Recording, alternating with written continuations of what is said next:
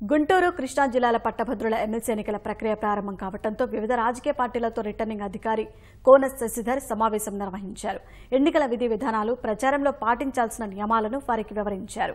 2 జిల్లాల్లో కలిపి 2,44,365 మంది తమ ఓటు హక్కు వినియోగించుకుంటున్నారని, వారి కోసం 310 పోలింగ్ కేంద్రాలను సిద్ధం చేస్తున్నట్టు ఆయన తెలిపారు. పీస్ఫుల్ అట్మాస్ఫియర్లో ఎలక్షన్స్ కండక్ట్ చేయడానికి అన్ని చర్యలు తీసుకుంటున్నాము.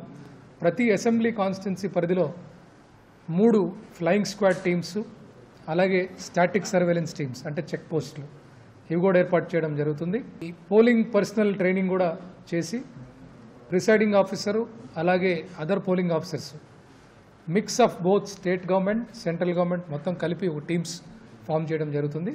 ప్రతి వారం పొలిటికల్ పార్టీస్తో మీటింగ్ పెట్టుకొని ఎప్పటికప్పుడు ఇన్స్ట్రక్షన్స్ అన్ని కూడా వారికి తెలియజేస్తున్నాం.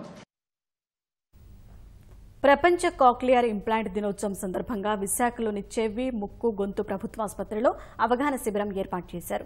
కాక్లియర్ ఇంప్లాంట్ పరికరం గురించి శిబిరానికి హాజరైన చిన్నారులు, వారి తల్లిదండ్రులకు వైద్యులు వివరించారు. సరైన సమయంలో శస్త్రచికిత్స ద్వారా ఈ పరికరం అమర్చితే వినికిడి లోపాన్ని అధిగమించవచ్చని వైద్యులు తెలిపారు.